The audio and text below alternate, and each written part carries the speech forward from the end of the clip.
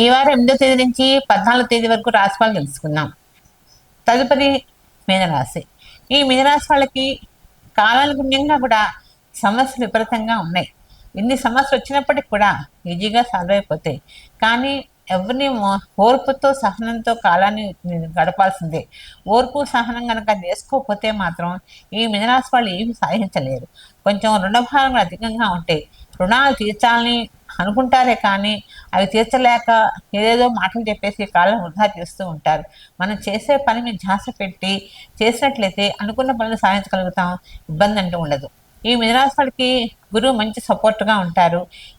ఏలినాటి సంతోషం ఉన్నప్పటికీ కూడా వీళ్ళు భయపడ అవసరమే లేదు.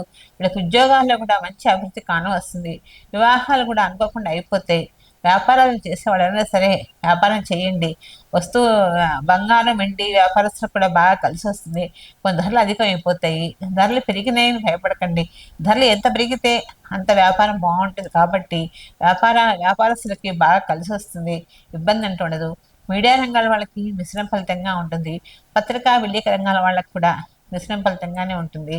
ఇప్పుడు ఈ మీనరాశి వాళ్ళకి టైము అంత గొప్పగా ఏమీ లేదు, మిశ్రమ ఫలితంగా ఉంది కాబట్టి సాధ్యమైనంత వరకు జాగ్రత్తగా ఉండండి.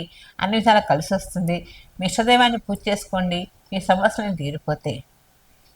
మనం ఇప్పటి వరకు మేషం నుంచి మీనరాశి వరకు రాశిఫలాలు చూసినాం కదా. మరలా వచ్చే వారం కలుద్దాం.